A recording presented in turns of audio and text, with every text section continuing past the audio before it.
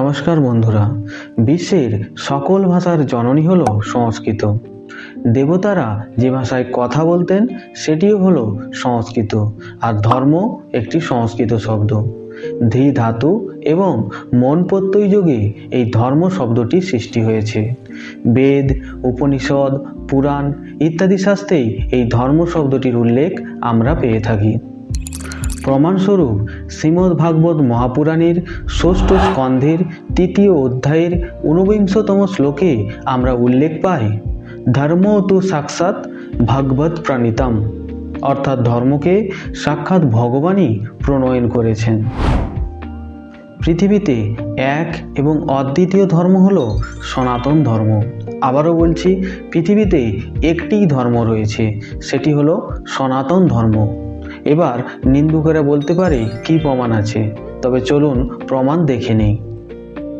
শ্রীমদ্ ভাগবত গীতার যোগ অধ্যায়ে বিশ্বরূপ দর্শনকালে যখন ভগবান শ্রীকৃষ্ণ অর্জুনকে তার বিশ্বরূপ দেখিয়েছিলেন, তখন অর্জুন বলেছিলেন, তমব্যয় শাশ্বত ধর্মগুপ্তা সনাতনস্তং পুরুষো মতমে, অর্থাৎ তুমি অক্ষর পরম ব্রহ্ম, তুমি একমাত্র জ্ঞাতব্য তত্ত্ব, তুমি এই পৃথিবীর পরম আশ্রয়, তুমি সনাতন ধর্মের প্রতিপালক, তুমি অব্যয় সনাতন পুরুষ, ইহাতে আমার কোনো সংশয় নাই।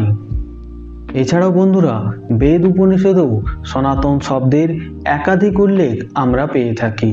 বন্ধুরা, চার্চের ফাদার বা মোল্লা ইমামরা ভাষণ দেওয়ার সময় যতই খ্রিস্টানকে বা ইসলামকে ধর্ম বলে উল্লেখ করুক না কেন, এটা ধর্ম নয়।